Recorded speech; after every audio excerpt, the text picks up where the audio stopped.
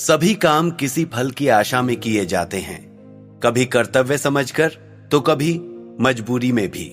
लेकिन ईमानदारी से अपना कर्म करने वाले को अच्छा ही फल प्राप्त होता है और कभी कभी इनाम भी।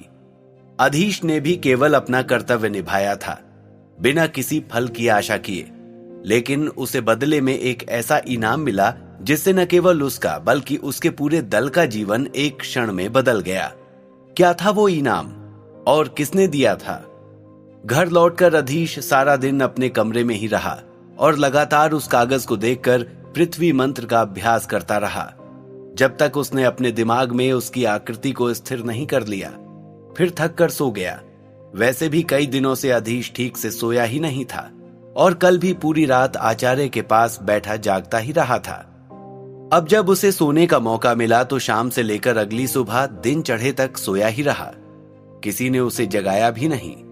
सभी अधीश को लेकर बहुत सावधान रहते थे और उसकी बहुत परवाह भी करते थे, खास तौर पर विश्वा। वे 2-3 बार आकर कमरे में झांक गए थे और बेटे को शांति से सोया देख उन्हें तसल्ली मिली थी। अगले दिन जैसे ही नींद खुली, अधीश नहा धोकर तैयार हुआ और फिर आचार्य कश्यप के पास पहुंच गया। आज उनकी तबीयत थोड़ी और ठीक दिखाई दे रही थी। प्रणाम आचार्य। अधीश ने दोनों हाथ जोड़कर उन्हें प्रणाम किया। वो आचार्य का वास्तव में बहुत सम्मान करता था। खुश रहो अधीश बेटे, ईश्वर तुम्हें खूब उन्नति दे। अच्छा किया तुम चले आए। कल ठीक तरह से तुमसे बात ही नहीं कर सका, आचार्य ने कहा।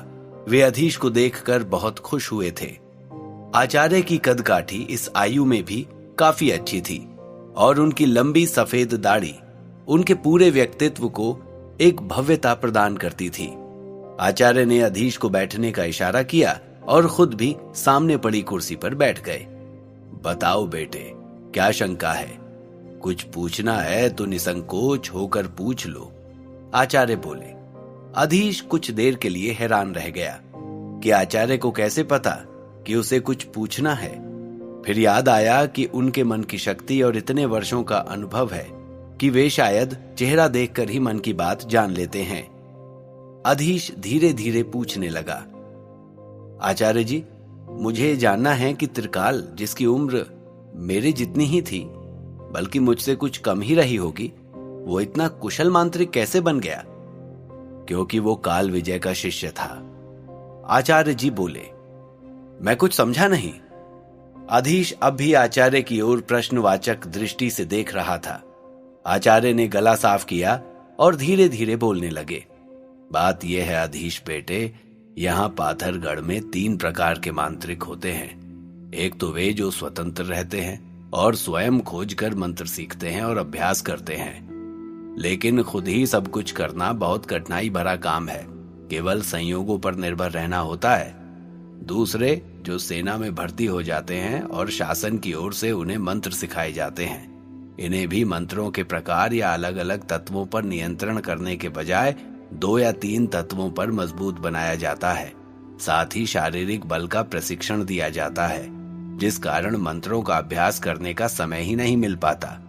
और तीसरे वे जो किसी गुरुकुल से सीख कर आते हैं, जैसे त्रिकाल, वो काल विजय के विजय कुल का छात्र था। गुरुकुलों में मंत्रों के अभ्यास पर जोर दिया जाता है। छात्रों की क्षमता के अनुसार उन्हें तत्वों पर नियंत्रण के तरीके सिखाए जाते हैं। क्योंकि सैकड़ों सालों से इन गुरुकुलों का अस्तित्व है, तो इनके पास बहुत अनुभव और मंत्र है, साथ ही यंत्र भी। सिद्धि यंत्र? अधीश अब चुपचाप बैठा आचार्य जी की बात सुन रहा था, लेकिन सिद्धि मंत्र का नाम सुनकर चौंक पड़ा। हाँ बेटे, सिद्धि यंत्र। कुछ गिने चुने सबसे योग्य और सर्वश्रेष्ठ छात्रों को सिद्धि यंत्र दिए जाते हैं, आचार्य ने बताया। मैं सोचता हूं मुझे भी किसी गुरुकुल का सदस्य बन जाना चाहिए, अधीश बोला। ये इतना आसान नहीं है बच्चे। गुरुकुल खुद अपने छात्रों को चुनता है। अभी तुम्हें चिंता करने की कोई जरूरत नहीं है। तुम्हारी आयु बहुत कम है, तुम्हारे पास अभी बहुत समय है, आचार्य ने मुस्कुराकर कहा। लेकिन अधीश उदास हो गया। कई बार कोई गुरु ही अपने छात्र को पहचान लेता है, कई बार सामंत या अन्य प्रभावशाली व्यक्ति किसी मांत्रिक की सिफारिश कर देता है। बाकी सभी स्वतंत्र घूमते रहते हैं। जैसे मुझे कभी कोई गुरु नहीं मिला। आचार्य जी आगे बोले। अच्छा आचार्य जी, फिर मैं सही समय का इंतजार करूंगा, अधीश बोला। फिर आचार्य जी ने अपने सेवक को भोजन लगाने का आदेश दिया। दोनों ने साथ में भोजन किया और अधीश विश्व निवास वापस लौट गया। अपने नए महल का नाम अधीश ने चंद्रनगर वाले घर की याद में विश्व निवास रखा था। वो जानता था कि उसके पिता अपने घर और वहां के वैभव को बहुत याद करते हैं। लेकिन महल के बाहर ही उसे बहुत से सैनिक दिखाई दिए। वे सामंत रणधीर के सैनिक थे। अधीश चौंक उठा कि क्या बात हो गई जो इतने सैनिक उसके घर के बाहर खड़े हैं। वो जल्दी से अंदर गया तो बड़े कक्ष में संग्रामधीर को बैठकर अपना इंतजार करते हुए पाया। प्रणाम कुमार, कैसे आना हुआ? महल में सब कुशल तो हैं? अधीश से नहीं रहा गया और उसने सीधे ही पूछ लिया। संग्राम मुस्कुराया। आज पहली बार अधीश ने उसे मुस्कुराते हुए देखा, वरना आज तक तो अपने प्रति उसका व्यवहार रूखा ही महसूस किया था। इससे पहले कि संग्राम कुछ कहता, विश्वा बोल पड़े। बेटे, सामंत रणधीर ने तुम्हें कुछ विशेष कार्य से बुलाया है। वे भी मुस्कुरा रहे थे। अधीश को कुछ भी समझ में नहीं आया। अच्छा चलिए, जल्दी चलते हैं फिर, अधीश ने कहा और बाहर आकर अपनी घोड़ा गाड़ी में बैठ गया। महल पहुंचकर उसने देखा वहां आज और दिनों की तरह तनाव भरा माहौल नहीं था। सामंत उसे आता देख खुद खड़े हो गए और उसका स्वागत किया। फिर बोले, आओ आओ अधीश, बैठो। तुमसे बहुत जरूरी काम है, इसलिए इस तरह अचानक बुलाना पड़ा। जी कहिए, अधीश ने हाथ जोड़कर प्रणाम किया। फिर पूछा, बात यह है अधीश कि हम चाहते हैं कि तुम खुद ही अपने लिए एक अच्छी सी भूमि चुन लो, ताकि हम रविवार के भोज में तुम्हारे भूस्वामी होने की घोषणा कर सकें। सामंत बोले, भूस्वामी? अधीश चौंक गया। भूस्वामी होना एक बहुत बड़ी बात होती थी। भूस्वामी वो होते थे जिनके पास अपनी खुद की कुछ जमीन हो, जिस पर वे लगान और कर वसूल करते थे। विश्वा के पास भी चंद्रनगर में बहुत सी जमीनें थीं, लेकिन उन जमीनों पर वो कृषि कराते और उपज से प्राप्त धन से लाभ कमाते थे और राज्य को कर देना पड़ता था। भूमि का वास्तविक स्वामी राजा ही होता था और इसीलिए यहां आने पर विश्वा की सारी संपत्ति फिर राज्य की हो गई थी। वापस जाकर कभी भी वो उस पर अपना दावा नहीं कर सकते थे। लेकिन भूस्वामी अपनी भूमि का स्वतंत्र स्वामी होता था। वो किसी को कर नहीं देता था। उसके मरने के बाद वो उसके परिवार को मिल जाती और हमेशा उसका परिवार ही भूमि का मालिक होता था। हाँ अधीश, भूस्वामी, अब जल्दी से ये नक्शा देखो और जिस जगह पर तुम उंगली रखोगे वो पूरा इलाका तुम्हारा, सामंत ने कहा। अधीश ने देखा सामंत उससे बहुत ज्यादा खुश हैं। उसे ये तो पता था कि उसे कोई अच्छा सा इनाम या धन मिलेगा, लेकिन भूस्वामी बनाए जाने की बात उसने सपने में भी नहीं सोची थी। वो बहुत खुश था। आखिरकार उसके परिवार के सामने जो जीविका का प्रश्न था वो हल होने वाला था। सामंत ने अधीश के सामने एक नक्शा फैला दिया। अधीश ने वो उलझा हुआ नक्शा देखा और कुछ सोचकर प्रकाश नगर के पास ही स्थित एक जगह पर उंगली रख दी। इंद्रनगर। वाह अधीश, मानना पड़ेगा तुम्हारे निर्णय को, सामंत बोले और मुस्कुराकर संग्राम की ओर देखा। क्या कुछ गलती हुई? अधीश ने पूछा। नहीं अधीश, इंद्रनगर इस क्षेत्र की सबसे अधिक उपजाऊ भूमि वाला क्षेत्र है। इससे तुम्हें अच्छा कर प्राप्त होगा। यहाँ कई धातुओं की खदानें भी हैं और व्यापार भी काफी फल फूल रहा है। और एक और बात है। सामंत बोलते बोलते रुक गए। क्या बात है सामंत जी? अधीश थोड़ा सावधान हो गया। ये त्रिकाल के पिता की भूमि हुआ करती थी। जब उसने मुझे धोखा दिया तो उसे मृत्युदंड देने के बाद ये भूमि मेरे अधिकार क्षेत्र में आ गई, सामंत ने कहा। अच्छा, अधीश ने कहा और सोचने लगा। यह कैसा विचित्र संयोग है।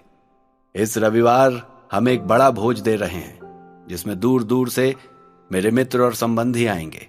उसी समय तुम्हारे भूस्वामी होने की घोषणा कर दी जाएगी, सामंत ने कहा। आपकी कृपा है सरकार, मैं इस सम्मान के लिए आपका आभारी रहूंगा। अब आज्ञा दीजिए। अधीश ने एक बार फिर धन्यवाद दिया और वहां से निकल गया। संग्राम खुद उसे बाहर तक छोड़ने आया था। घर आकर उसने अपने पिता और माधव देव को सारी बात बताई। वे बहुत प्रसन्न हुए और इंद्रनगर की बात सुनकर तो उनकी खुशी का ठिकाना ही न रहा। अब तक उन्होंने आसपास के इलाकों के बारे में अच्छी जानकारी एकत्र कर ली थी और उन्हें पता था इंद्रनगर एक बहुत अच्छा और समृद्ध इलाका है। आज विश्वनाथ पुरोहित को अपने बेटे पर बहुत गर्व हो रहा था। उनका सब कुछ तो जौहरगढ़ में ही छूट गया था, यहाँ तक कि पूर्व सेनापति होने का सम्मान भी। इस नए राज्य में वे सिर्फ विश्वनाथ पुरोहित थे, लेकिन आज अधीश के कारण एक बार फिर उनका सर ऊंचा हो गया था। और सबसे बड़ी बात तो ये थी कि अब भविष्य की चिंता नहीं रह गई थी। वे निश्चिंत होकर जीवन जी सकते थे। तो भूस्वामी अधीश, अब आप बताइए, आपकी आगे की योजना क्या है? विश्वा ने कहा तो अधीश सकुचा गया। पिताजी, आप तो मुझे ये सब ना ही कहें। वो बोला तो विश्वा और माधव देव दोनों हंस पड़े।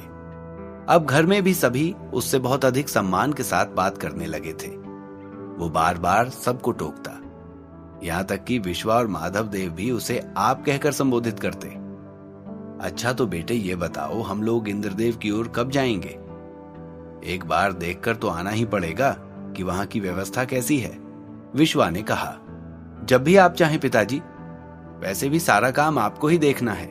मुझे तो आप जानते ही हैं, जंगलों में भटकने के अलावा मैंने कुछ नहीं किया। अधीश बोला तो सब हंस पड़े। विश्वनाथ भी उसका इशारा समझ गए। अधीश पहले कई बार घर से गायब होकर दिव्य कलश की खोज में जंगलों में घूमता रहा था। इसके लिए उसे विश्वनाथ से कई बार डांट भी खानी पड़ी थी। अगले दिन अधीश, विश्वा, माधवदेव और वासुदेव चारों इंद्रनगर गए। ये तो बहुत ही सुंदर जगह है, माधवदेव बोले। इतना अच्छा और समृद्ध इलाका सामंत ने अधीश को दे दिया।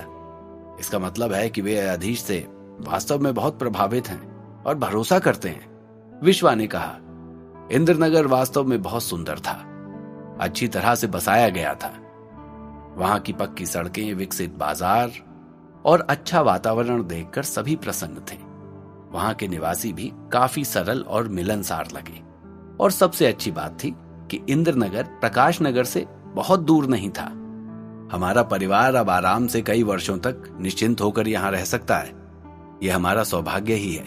ईश्वर की कृपा इसी तरह हम पर बनी रहे। विश्वा ने कहा, ईश्वर की कृपा और सौभाग्य के अलावा हमारे परिवार को शक्ति की भी आवश्यकता है। अधीश बोला, सो तो है। विश्वा ने उसका समर्थन किया। सभी समझ रहे थे कि केवल प्रसन्न होकर ही सामंत ने ये इलाका नहीं दिया। वे अधीश की वास्तविक योग्यता को पहचान गए थे। लेकिन इस राज्य में रहने के लिए योग्यता के साथ साथ ताकत की भी जरूरत है, और एक योग्य सैन्य बल की भी। यह इलाका पहले त्रिकाल के परिवार का हुआ करता था, लेकिन सैन्य बल और शक्ति के अभाव में वे बहुत दिनों तक इसे कायम नहीं रख सके, और आज उस परिवार का नामो निशान तक मिट चुका है। अब अधीश वही गलती दोहराना नहीं चाहता था। मुझे अपनी मंत्र शक्तियां बढ़ानी होंगी, साथ ही हमें एक सेना की भी जरूरत है। उसने कहा, हम जल्दी ही सेना के गठन की प्रक्रिया शुरू कर देंगे। मैं, माधव और वासुदेव खुद सैनिकों को प्रशिक्षित करेंगे। इस ओर से तुम निश्चिंत रहो और सिर्फ अपनी मंत्र सिद्धि पर ध्यान दो। विश्वा ने कहा, जी पिताजी, जैसा आप चाहेंगे वैसा ही होगा। अधीश बोला। कुछ और देर वे सब वहां घूमते रहे। खेत, खदाने इत्यादि भी देखने गए। अच्छी तरह देखभाल कर वे सब वापस लौट आए। अगले दिन रविवार था और सभी को सामंत के यहाँ भोजन पर जाना था। लौटते समय काफी शाम हो गई थी। अधीश अपनी घोड़ा गाड़ी में अकेला था और बाकी सब से थोड़ा आगे चल रहा था। उसने खिड़की में से झांका, ये देखने के लिए कि विश्वा की गाड़ी कितनी दूर है। तभी एक लड़की तेजी से दौड़ती हुई उसके बगल से गुजर गई। अधीश को वो घोड़ा और उस लड़की की आकृति कुछ जानी पहचानी सी लगी। उसने अपने दिमाग पर जोर डाला, लेकिन ज्यादा कुछ याद नहीं आया। अब तक वो काफी दूर निकल गई थी, वरना अधीश मधुप को उसका पीछा करने के लिए कहता। तब तक विश्वा की गाड़ी भी दिखाई देने लगी। कुछ ही देर में वे लोग प्रकाश नगर पहुंचने वाले थे, लेकिन अधीश का पूरा ध्यान उसी बात पर था। कौन हो सकती है वो लड़की? अधीश ने सोचा, लेकिन उसे कुछ याद नहीं आ रहा था। कौन थी वो लड़की? अधीश क्यों उसके बारे में सोचने से खुद को रोक नहीं पा रहा था। क्या ये कोई नया रहस्य था जो अब उस पर खुलने वाला था, या बस यूं ही अधीश ज्यादा सोच रहा था। लेकिन कुछ तो अजीब था जो उसके मन से उतर नहीं रहा था। लेकिन क्या? जानने के लिए सुनते रहिए द मजिशियंस सीक्रेट, सिर्फ और सिर्फ पॉकेट एफएम पर।